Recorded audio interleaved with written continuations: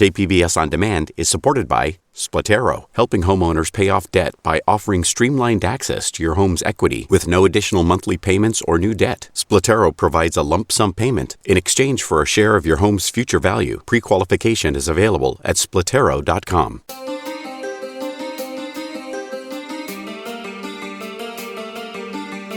Welcome back to another edition of listener-supported KPBS Cinema Junkie podcast. I'm Beth Accomando.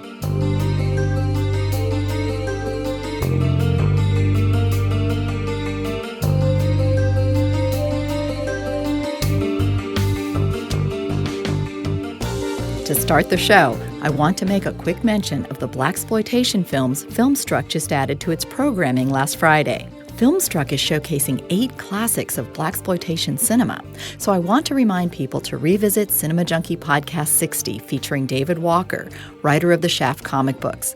Walker talks about his love for blaxploitation films of the 70s and says we're due for Blaxploitation 2.0. This month, Filmstruck added the titles of Shaft, Sweet Sweetback's Badass Song, Cleopatra Jones, Superfly, The Mac, Black Belt Jones, Dolomite, and Petey Wheatstraw. The films will be presented by Malcolm Mays of Snowfall and the Upcoming Flint, Michael J. White of Black Dynamite, and Scott Sanders, also of Black Dynamite, as well as Thick as Thieves. Mays was too young to have seen those films on their first run, but he discovered them through his parents, who spent their youth ingesting those films. He said there was a tradition on Sundays of going to church and then watching an oldie for what he calls Soul Cinema Sundays. He saw films, such as Shaft, which impressed him as being unapologetically black, thanks to photographer-turned-filmmaker Gordon Parks. Mays prefers the term soul cinema to blaxploitation, but he loves all the films in the collection that will be available on Filmstruck for the next 6 months. We spoke briefly about the films in the collection. I love them all. I can't even lie. What I will say is the one that was the most helpful, the one that has always stuck with me the most interesting, has been Sweetback's Badass Song, simply just, and for different reasons. They all affect me for different reasons. Shaft, because it was like a studio picture that was really dope. And then Sweetback, Badass Song, because it's just like audacious and raw and gritty and Earth, Wind, and Fire, God please. And then Dolomite, because it's hilarious. You know what I mean? Like, just hilarious. Like, there's different reasons that I'm in love with all of the films currently posted. What do you think the legacy of these films are? Or, I mean, do you see that there's an impact from those films on films being made today or some filmmakers today? Absolutely. A, the swagger. B, not just like people of color, like on movie making. I mean, independent cinema during that time period was a big, big, big thing. How movies were being made was a big, big, big thing. It was unapologetic. It was daring. It was dashing. Having music be so intertwined in the cinema itself, big deal.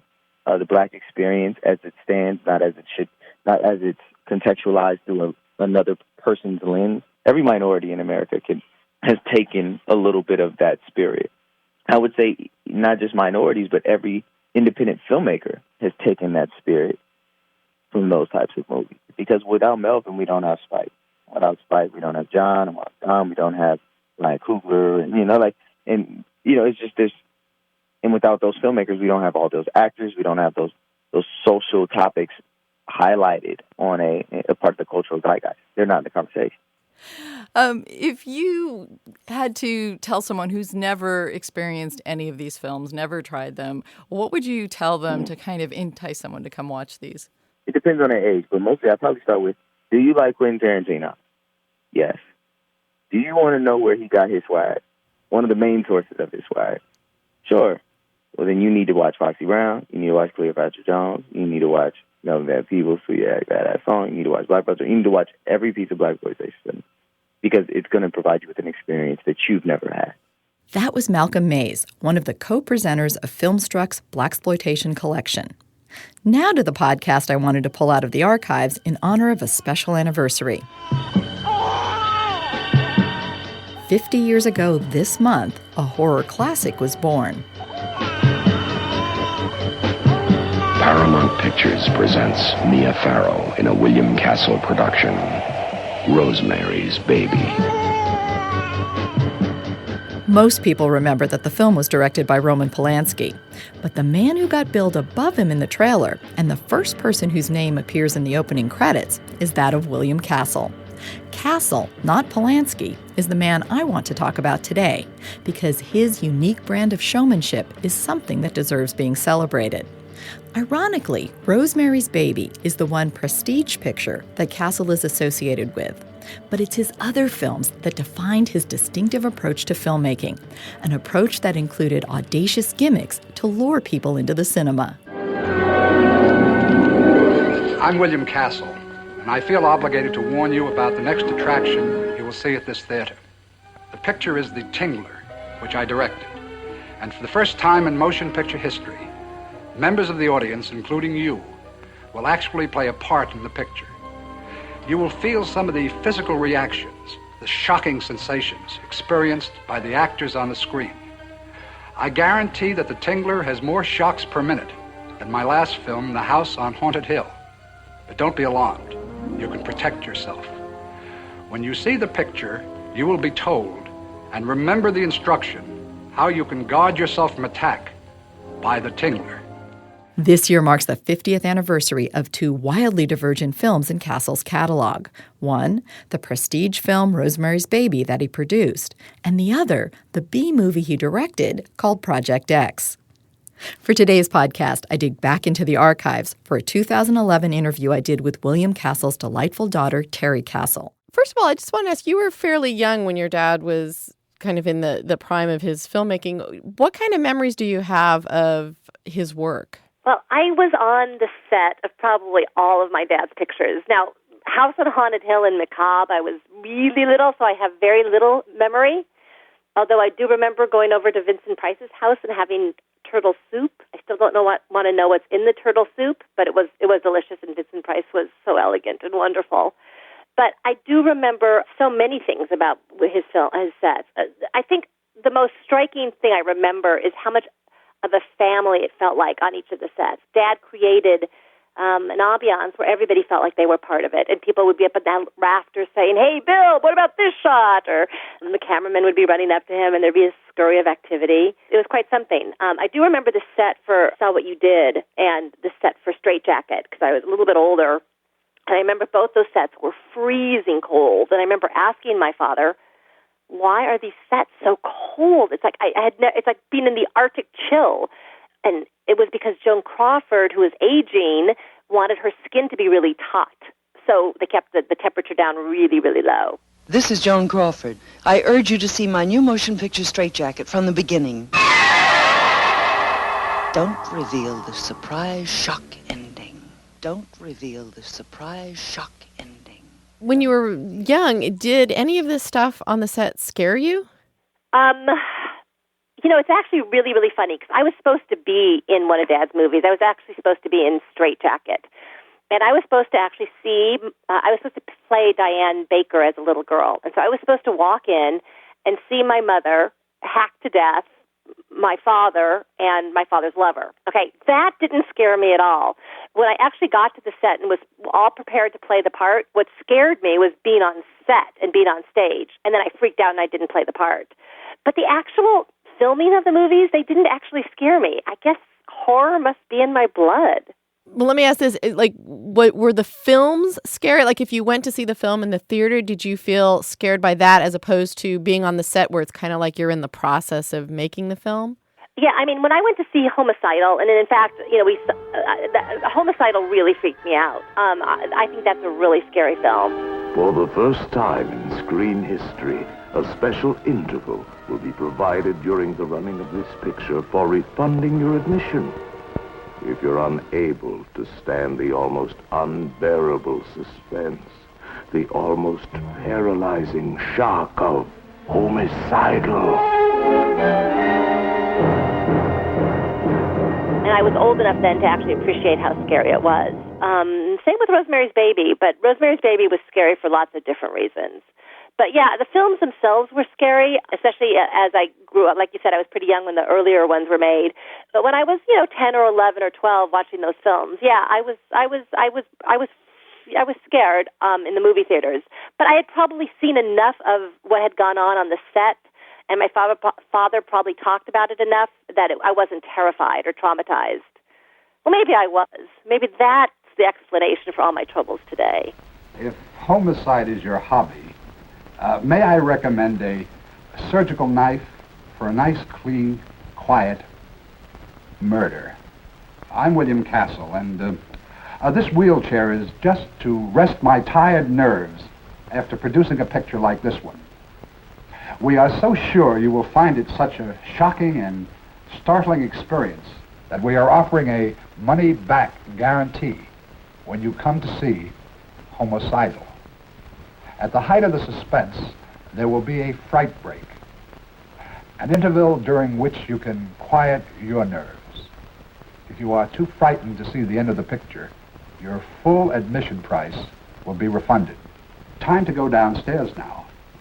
Got a date to carve a corpse. What do you remember of the gimmicks and stuff that your dad set up for actually screening the films in the theater? Well, I think that Dad made these pictures. I mean, he started out with a movie called Macabre, and I think he made it for $90,000, and he probably shot it in a week. I think House on Haunted Hill he shot in 13 days. But I think he made the films, and then I think he was frightened that nobody would come. And so he decided he'd have to create a reason for people to come. He was a showman. I mean, he knew how to promote a film. So with Macabre, he went to Lloyd's of London, and he got insurance policies and insured moviegoers against death by fright. Your attention, please. During every suspenseful moment of the running of the motion picture Macabre, the life of everyone in the theater will be insured by Lloyd's of London for $1,000 against death by fright. However, even Lloyd's of London will not grant coverage for any person with a known heart condition or for suicide by any member of the audience. In House on Haunted Hill, he came up with Emergo, where a skeleton flew through the audience on a pulley at the exact moment when Vincent Price is digging a skeleton out of a vat of acid. And I love the gimmick he did in 13 Ghosts. Illusiono, to me, is one of my favorites. Come in. William Castle, the producer of this motion picture, has a question for you. Do you believe in ghosts? Some people believe in them. Others do not. Personally, I do. And I feel sure that when you leave this theater, you too will believe in ghosts. Well, I not only will describe what the gimmick was, I will describe to you how my father got the idea for the gimmick, which is fabulous. So, and this is really funny. So it's called Illusiono, and Dad went to the eye doctor once, and if you've ever been to the eye doctor, they put this contraption on your eyes, and they show you all different, can you see this? Can you see this? And, all these knobs and all these, buttons are pressed, and Dad had this brilliant idea for Illusiono, and basically he created ghost viewers or ghost removers, and it was not 3D. It was a strip of cellophane, of red cellophane, and a strip of blue cellophane. And if you looked through the red cellophane, you were able to see the ghosts. If you looked through the blue cellophane, the ghosts were taken away. So if you were too afraid, you would look through the blue, but if you were brave, you could look through the red. And of course, everybody had to try it all out, but of course you wanted to see the ghosts because you were there to see a horror film, right? When you came in, you were given a special ghost viewer like this. And here's how it works. Would you please change the color of the screen? Thank you. You must only use it when the screen changes to this kind of a bluish color. Then you raise the viewer to your eyes and you look at the screen through it. If you believe in ghosts, you look through the red part of the viewer. If you do not believe in ghosts, you look through the blue part. Would you please change the color again? Thank you. Now, when the screen resumes its normal color, like this, remove the viewer from in front of your eyes until the next time the screen becomes blue. Oh, one more thing. If someone sits down next to you during the picture, it would be helpful if you would show him or her how the viewer should be used. And remember, if you believe in ghosts, look through the red part. If you don't believe in ghosts, look through the blue. Happy haunting. Goodbye for now. Did your dad kind of get as much fun or put as much energy into kind of the showmanship aspect of the film as he did into the filmmaking? Yes, he put so much into the showmanship of each and every film, and he went to every theater at every opening, and he was there, and there was nurses taking your blood pressure, and there were, there were ambulances waiting in case people died from fright, and he interviewed people. He connected with the audience. He loved the audience, and I think, he was a showman, and I think that's why he's back from the grave today. I mean, you do know he is back, right? Yes, I've heard those stories.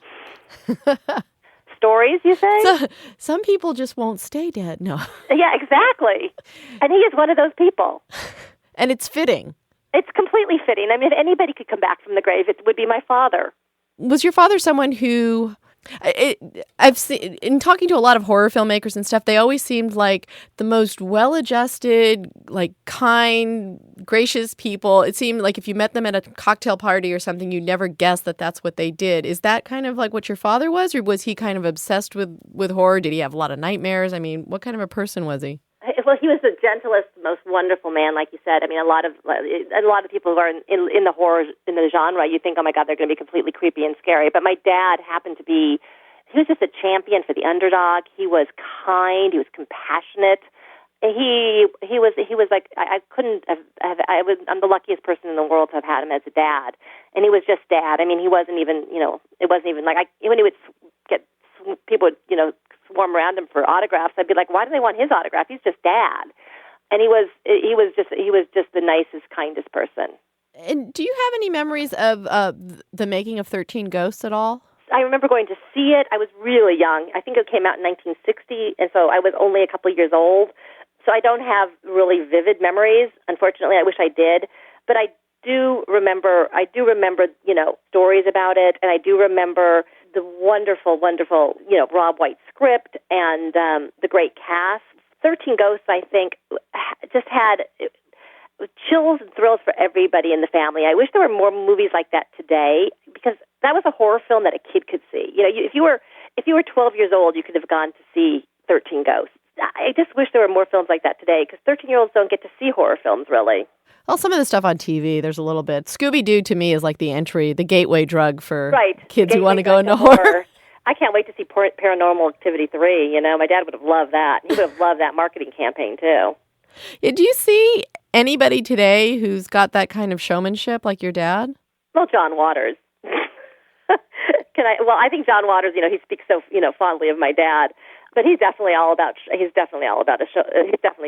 showmanship. I think there's been some I don't know if there's showmen like my dad, but there's definitely been some fantastic marketing campaigns.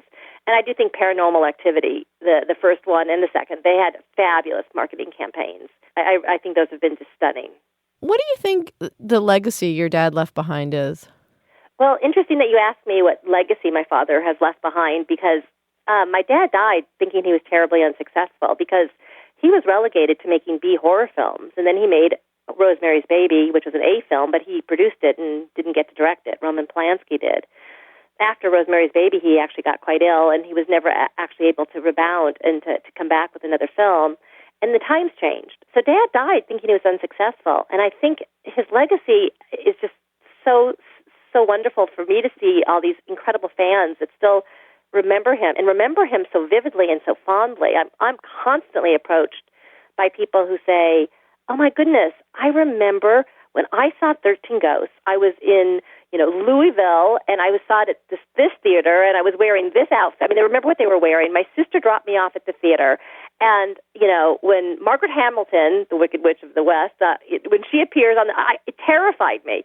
And people remember it to the moment, and they still have their ghost viewers. I can't tell you how many people still have their ghost viewers from 13 Ghosts. I was wondering, what do you think it is about these kind of horror films that do have such a lasting appeal, and that people remember them so fondly? It's really interesting. It's complicated. I think that there was an innocence in the 50s and 60s, and I think that Dad made the experience of theater. It was really a theater going experience. So it wasn't just going to see a movie; it was an entire experience because of all the gimmicks.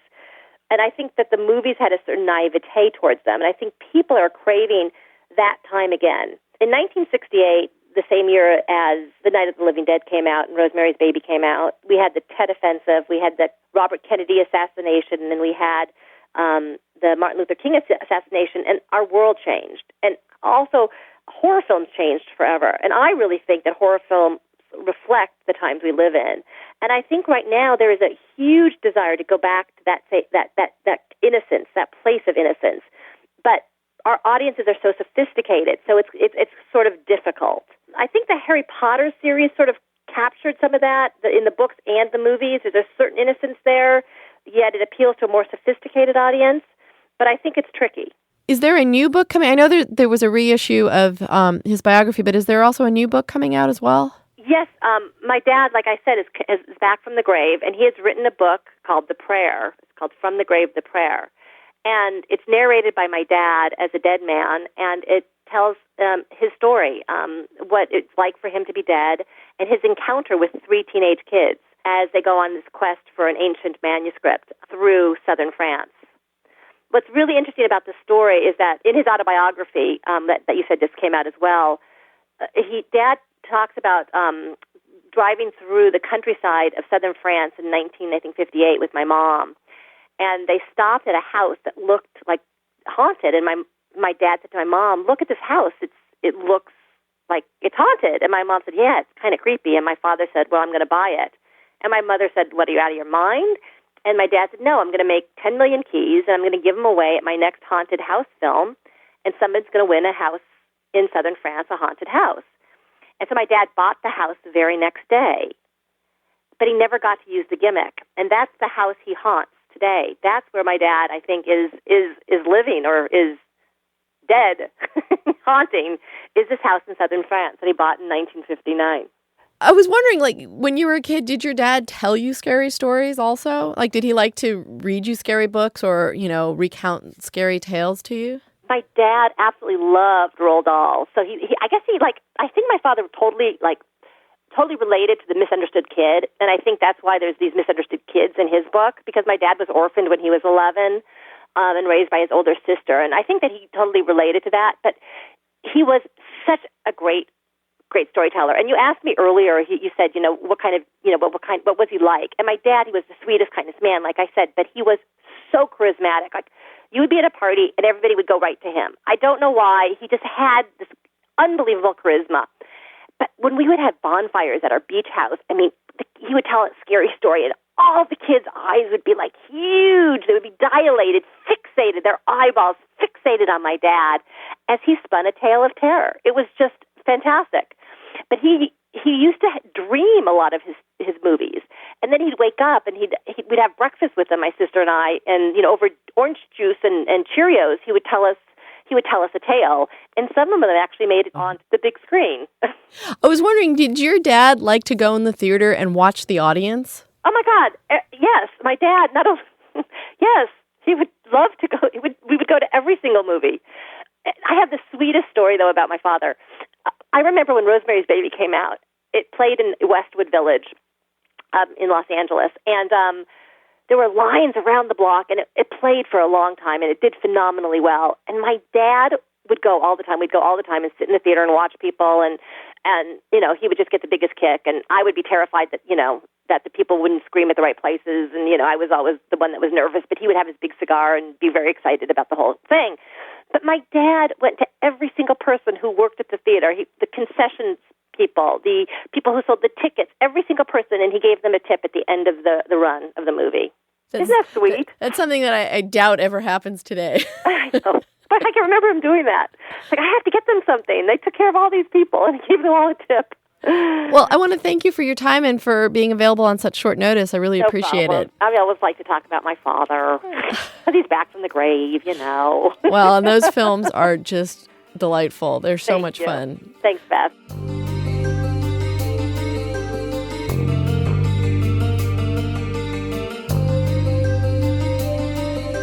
That was Terry Castle from a 2011 interview I did about her father and consummate showman, William Castle. Thanks for listening to another episode of listener-supported KPBS Cinema Junkie podcast. The podcast comes out every other Friday, with an occasional break for the holidays.